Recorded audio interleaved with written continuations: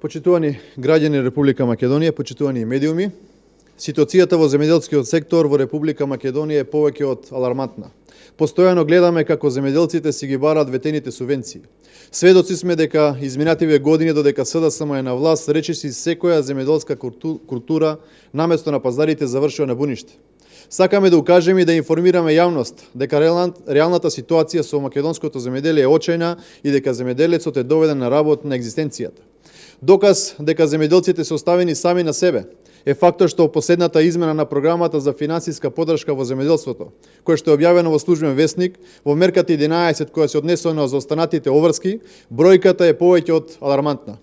Речиси 65 милиони евра се во ставката за останати оврски. Потенцираме 3 милиарди 979 милиони 766 илјади денари е минусот во програмата за финансиска поддршка во земјоделството, кое што се направени од страна на СДСМ за периодот 2017 и 2018 година. Тоа значи дека лозарите од Тиквешијата, јаболкарите од Ресенскиот регион, оризарите од Кочанско, градинарите од Струмичкиот регион и сточарите од цела Република Македонија со ваквиот минус во програмата нема да ги добијат ветените субвенции кои што ги очекуваат со денови, а за нив живот значат. ВМРО-ДПМН во изминатиот период постојано апелираше и повикуваше власта да има сериозен пристап кон македонското земјоделство.